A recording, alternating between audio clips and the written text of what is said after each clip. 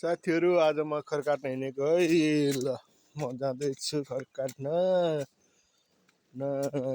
खर काटेर अस्ति राखेको यतातिर छ तर पुगेको छैन मलाई। टन्नै काट्नु छ खर। यसरी जाँदैछु खर काट्ने ठाउँमा।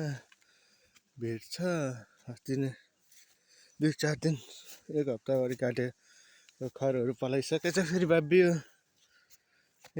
मैले काटेर राखेको खरहरू त्यो पनि छ अलिअलि।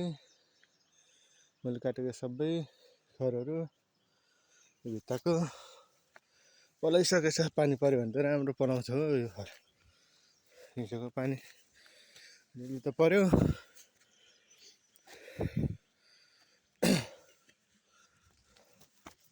यस्तो बाटो गाह्रो छ माथि हो। मैले काटेको पुरै खरहरू पलाइसकेछ।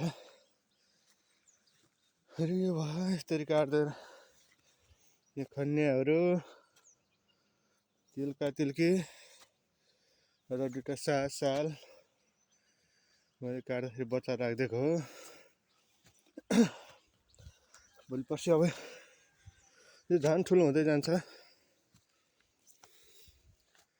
यो सब ठुलो हुँदै जान्छ।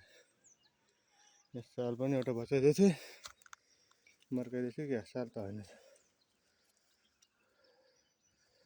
फेरि ढिकमा भएको सानसानो बिरुवाहरू सर्दैछु बचाइदिएको काट्दैछु।